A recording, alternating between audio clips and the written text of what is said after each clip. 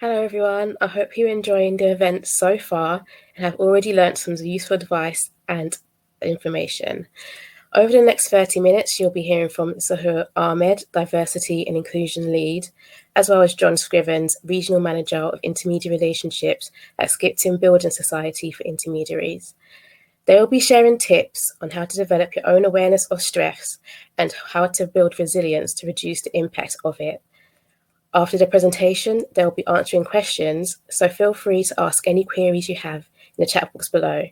Now over to John and Sahur. Thank you.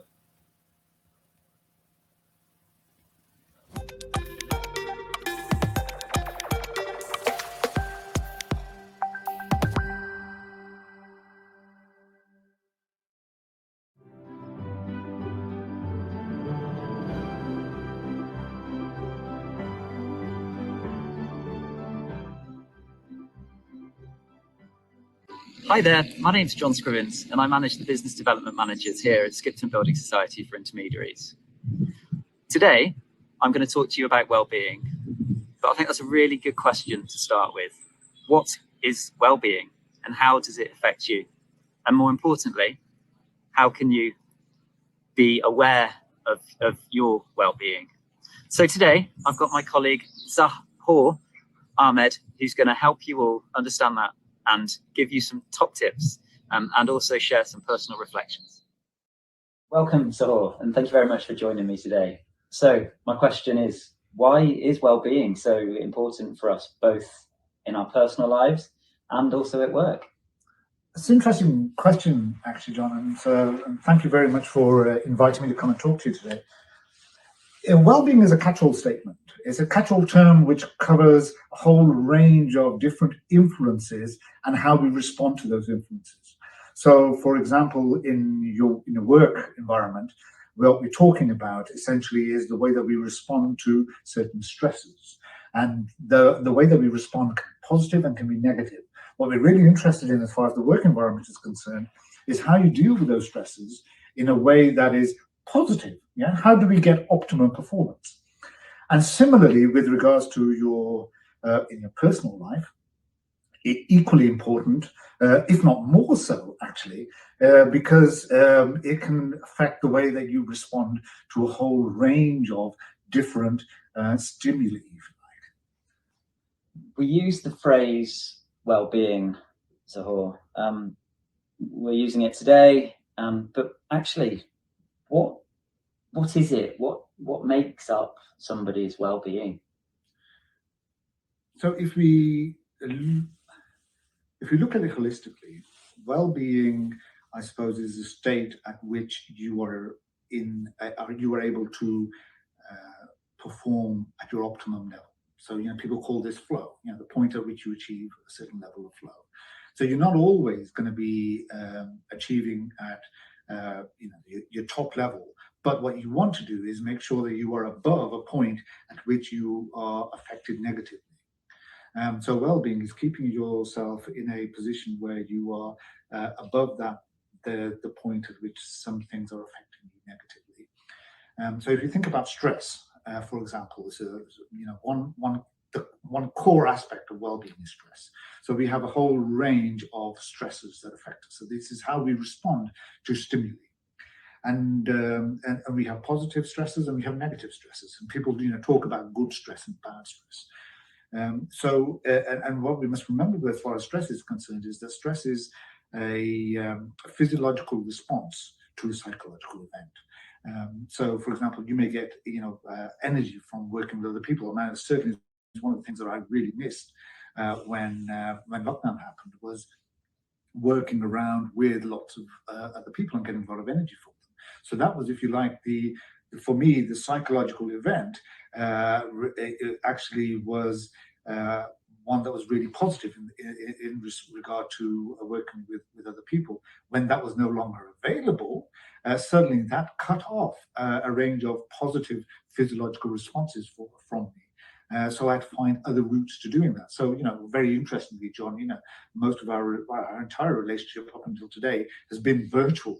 But we've managed to develop that that in a way that actually we were still, getting some of that sort of physiological response, if you like, and getting some of that energy with the way that we were working with each other, even though we were doing it virtually. So it's really important to understand what are the triggers. So what are the psychological events which engender some of those physiological responses? Equally, when we look at some of the negative stresses, we have something that's called a stress bucket, and there's a point at which, psychologically, you achieve a level where those negative stresses are beginning to affect you in a way that is negative physiologically. So you can, all of us can cope with a range of different things that are affecting us, but then you get to a point where actually there's a tipping point where it's more negative, and the effect is far, far more negative on you. And it's just about being aware of when that actually happens. So we talk about well-being in positive terms, but there is a point where actually, if you're not achieving the level of well-being, you are having a negative impact on yourself. You mentioned then the whole triggers and stress bucket. Are there any other hints and tips that you would recommend to people to consider good well-being? Well, I suppose the people that I've seen in life who manage their well-being well are the people that are most self-aware. So the key aspect of managing yourself, managing well-being, is understanding what those triggers are for you and how they affect you. So, for example, you and I may encounter exactly the same incident. Yeah? For you, you might just walk away from it and think, not an issue. Myself, it might be absolutely debilitating for me. Yeah?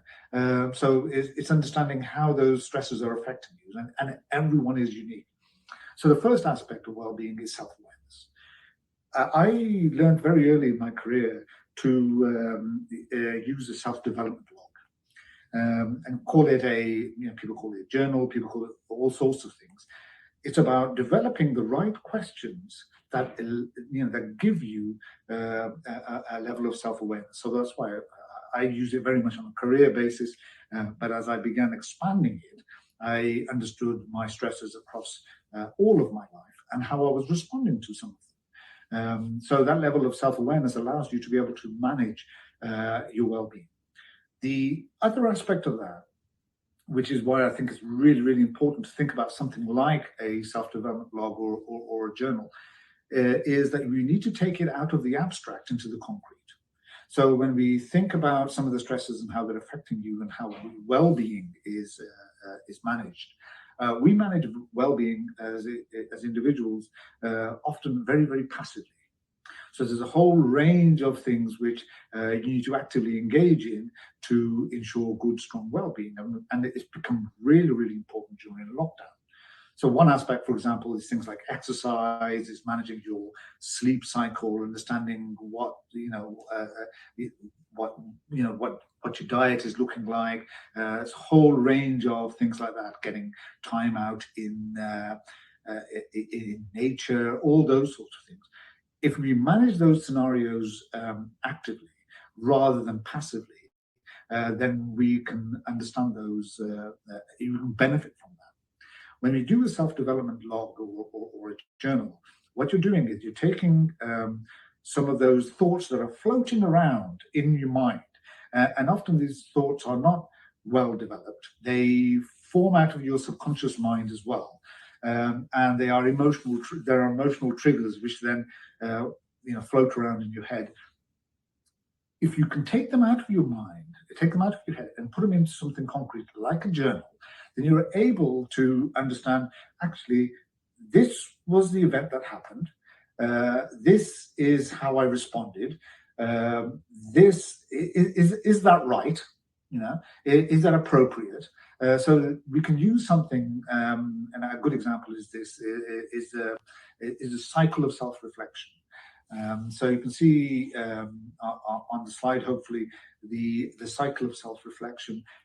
Other cycles are available as far as that technique is concerned. This is a really, I mean, this is an old one, but it's a good one. It's a strong one. And it shows you that when you start journaling, these are some of the questions that you can ask yourself. And then you come to a response. That helps you then define your the psychological event. Yeah? So rather than it having this kind of nebulous, negative, or sometimes positive effect, you can actually say, this is how I felt about this. Is that right?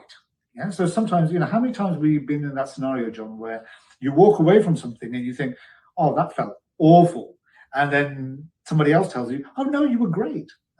Well, that's a way of looking at, you know, what is the evidence, and what is it actually telling us. So if you look at things, if you look at people like, I mean, Anthony Robbins is a good example. You know, these self-development gurus. You know, he often uses the term fear, and fear is false evidence appearing real. Yeah?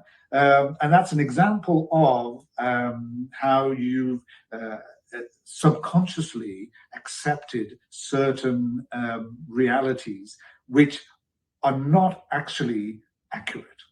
So the log and the self-reflective cycle allows you to be able to separate what is real and what is something that is a response that you've developed since you were a child. You know? So a good example of this also, you know, if you look at the most obvious way of looking at it, is things like phobias. Yeah?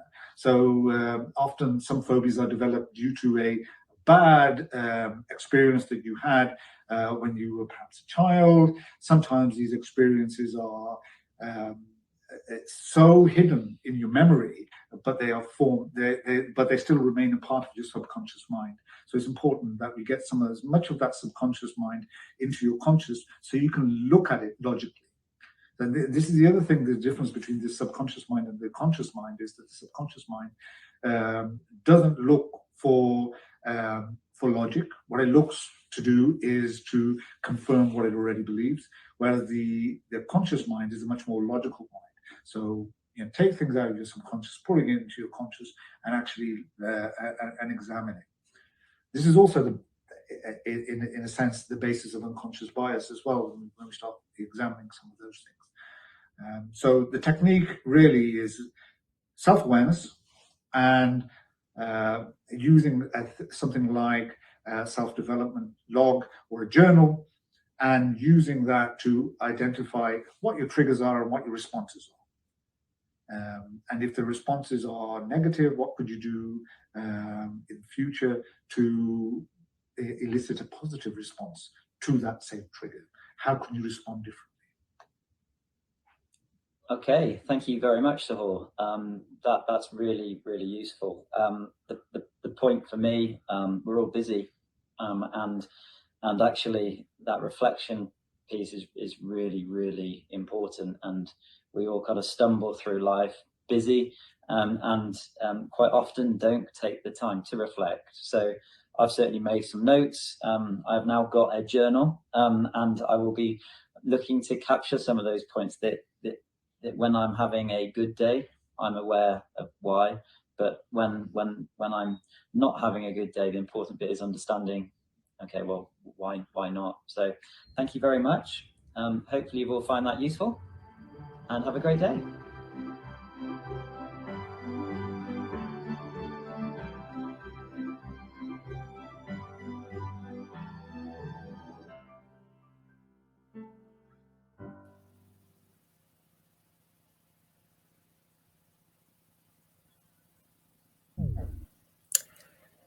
Thank you for that insightful presentation, Sahil and John.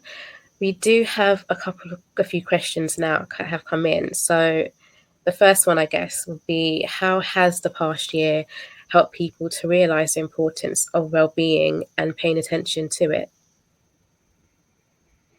Good morning. I don't mind going first, Sahor, and running with that one, and probably reflect on myself, to be honest. I think the last 15, 16 months or so, for somebody that used to travel around the country pretty much every day, me and my family have adapted to me being around a lot more, and we've all had a lot of time on our hands.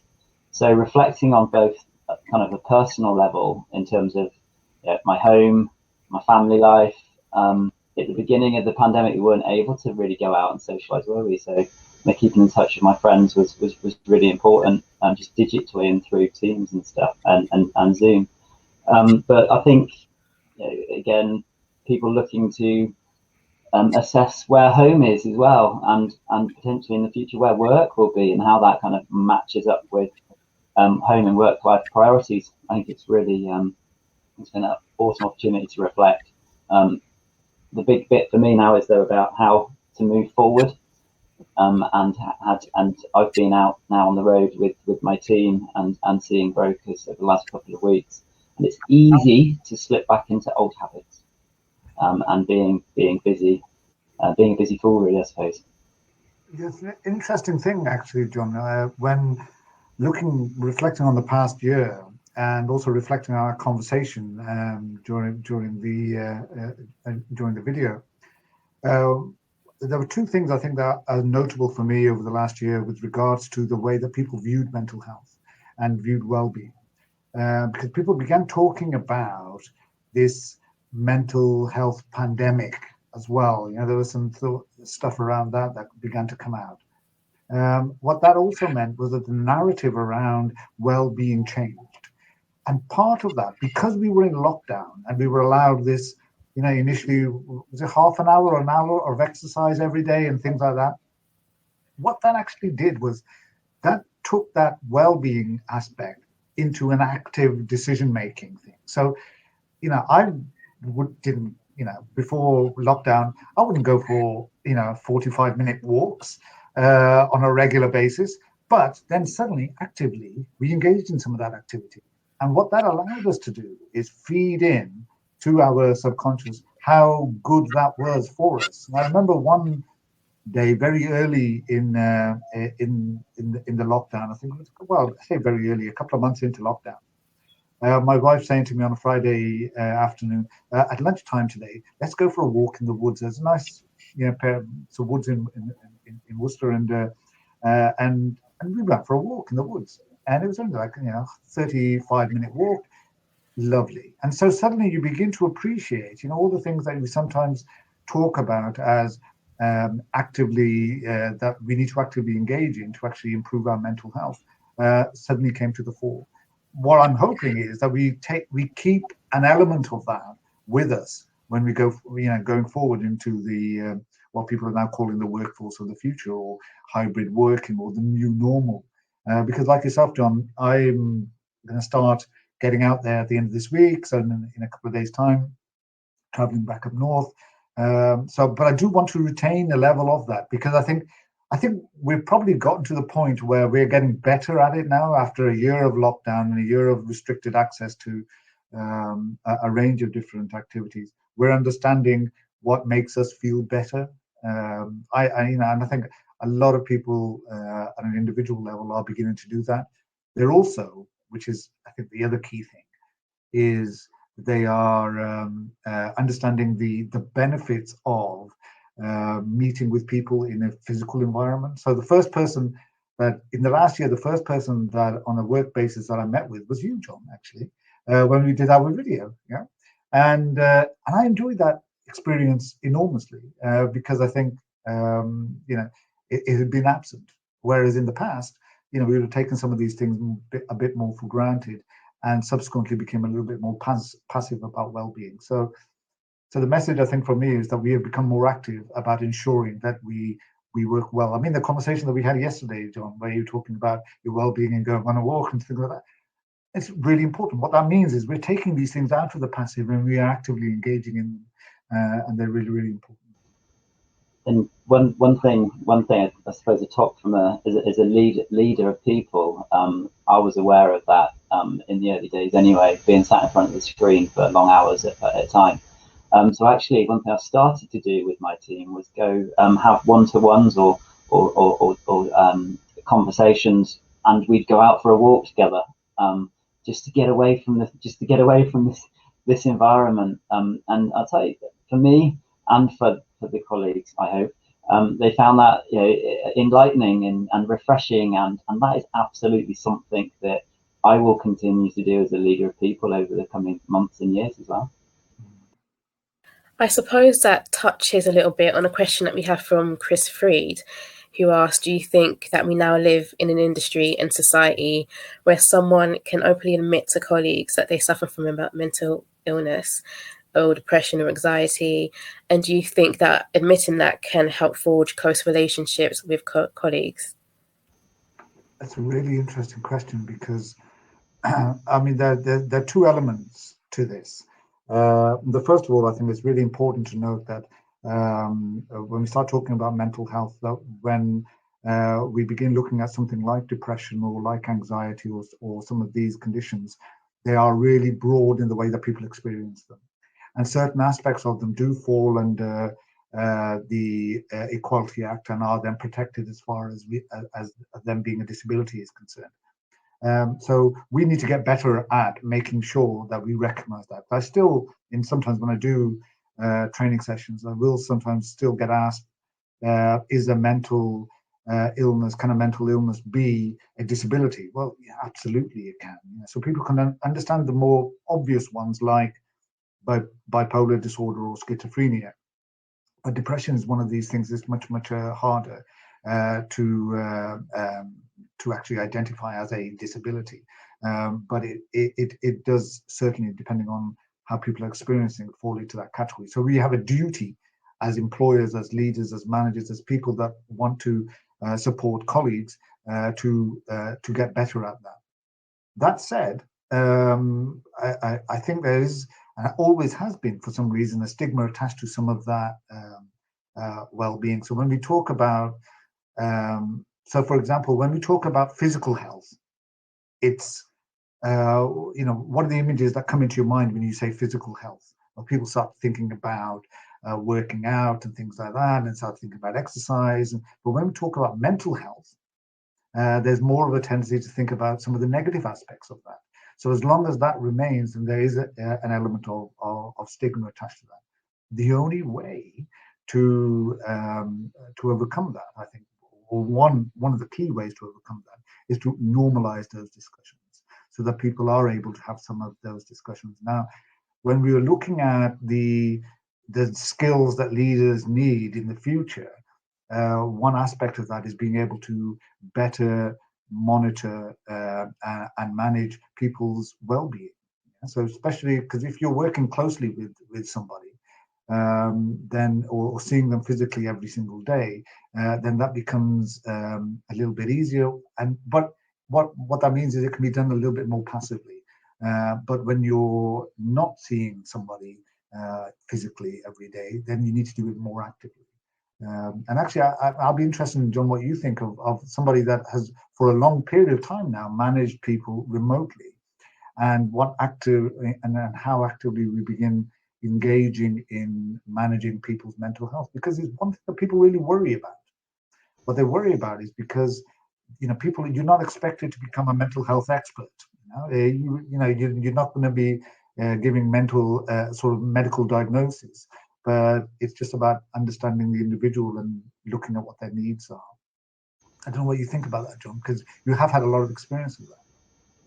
Yeah, absolutely so, and definitely not a mental health expert, but as a leader of people and as a friend to people as well, I think it's, for me, just important for people to check in on people. So from a leadership perspective, it's important to check in on your colleagues, not check up on them. And as a remote leader and remote workers, I think that's so vital, because it can be so lonely when you're working at home and living at home as well, potentially 5 days a week, and certainly living through the past 15 months of being on your own, being forced to stay in the home, it's been really difficult. So for me, I think as a leader, to be there as a leader and also as a friendly ear is really important. But you have to create that environment, and that takes time to do.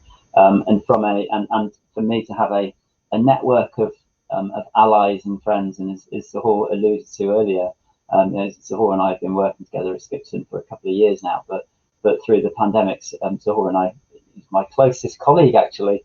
I live over in Gloucestershire, Sahor lives in Worcestershire, and Skipton obviously is in North Yorkshire, so is a close colleague. But we definitely didn't lose connection through the pandemic, and I've said to a number of people that actually, for me, in the company that I work, I've never felt as connected to colleagues than now, even though we've just come through a global pandemic and I haven't been able to travel anywhere because of the use of digital technology. So I think it doesn't stop having a conversation with somebody. It doesn't stop you from just checking in to see how somebody's doing. That's an important point, actually, because the point around isolation and loneliness is a key one. And I've read a fair few stories about people who during lockdown, living alone and subsequently don't have some of those social,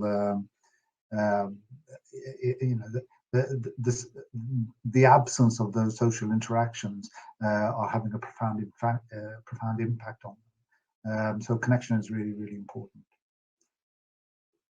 And do you have any advice for where people are still working from home, in particular, on how to manage stress when you have a large workload and you're sort of chasing deadlines? How can you suggest that people cope with that?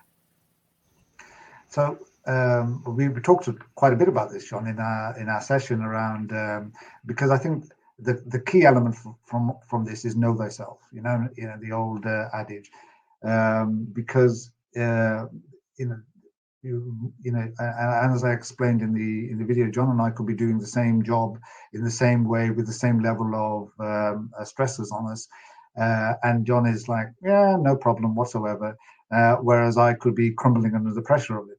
And that's really around how you cope and deal with stress. And so when we look at models like the stress bucket, or we look at something like that Gibbs reflective cycle, it's important to actively engage in some of that stuff. So often when I've worked with people who are suffering from stress and sometimes quite badly, it's one of they're not actively seeking ways to alleviate and reduce stress. And the route that I found incredibly beneficial for myself individually. It won't be for everybody, but it's about that journaling and using that Gibbs reflective cycle. So if you have an environment, or if you have a trigger, or if you have a deadline which is causing you a great deal of stress, then actually go through that reflective cycle to understand where that stress is coming from. What is it about that stress what is it about that thing that's giving you stress? And usually it's a range of it's a whole range of things which are playing on your mind. Once you can take them out of the abstract and put them into the concrete, and actually then begin looking at how you will deal with each of those one thing at a time. I'm not a gifted individual. I'm not, I don't multitask very well. I need to do one thing at a time. But when I've got a lot of things in my mind, then actually going through that and understanding and prioritizing and doing those things well. One of my biggest stresses I've realized always is procrastination. This is just on an individual level. If there's something that's big and I need to do it and I don't want to do it, or it's not enjoyable, then that's going to be a stressor for me. So the longer I don't do it, the more stressed I'll become, which means I'll probably ruin my day. Whereas if I wake up in the morning and the first thing I think, I'm going to get this done, and by 10 o'clock it's done, I can enjoy the rest of my day. So that's a really important thing. Obviously, working with John is really it's really positive. It's a really positive experience, So I look forward to doing that. So stuff like this gives me a lot of energy. So I recognize that as well. So so today has been very much around that. So I got rid of some tasks that I didn't want to do or were a little bit more boring very early on through the day. So I'm now completely open and engaged in the session I have here without anything else. What do you think, John? Yeah, so I was just going to add a couple of points.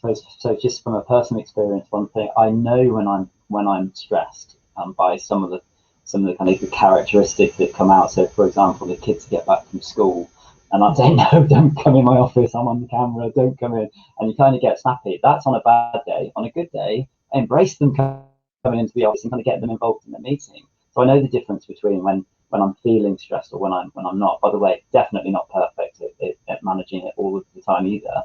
So that was the one thing I was going to add. And then from another perspective, again, thinking back to what Sahor said around knowing yourself in terms of, you know, if we all work from 9 till 5, I know we don't, but if we all work from 9 till 5, there will be certain times in the day when you're at your optimum. So for me, I know that I'm at my best when I've had a coffee and first thing in the morning. So if I need high levels of energy, high levels of thought, and I need to be really involved in something, it might be a project that I'm not that interested in or passionate about, but that's my time, kind of first couple of hours of the day. If it's a task that I know I need to get it done by 5 o'clock, and I know it's not going to take a huge amount of energy, I'll probably kind of start at the afternoon sort of time. So again, it's really, really important to know when you're at your best is what I would add. So yeah, we do often engage in behaviors which add to our stress. So, you know, the classic one where you don't want to do something, but your deadline is 5 o'clock, so you're beginning at 10 to 5. Well, it's going to stress you out, and then you're not going to do it well, and then afterwards you're stressed about it as well. And that's just, you know, that is just avoidance, which is part of that stress scenario. You know, if you are stressed, you will avoid certain things. Yeah. And thank you for that. That is unfortunately all that we have time for. So thank you, Sahor and John, for the presentation. And thank you, everyone, for your questions. There will now be a networking break of around 30 minutes. But do come back for in time for the next slot, which will be at 1 p.m. And that will be hosted by Ashley Borman, Deputy Head of Lending, and Moses Krujak, Senior Business Manager at Keystone Property Finance. And they will be discussing how the latest technology helps with buy-to-let mortgages and lending.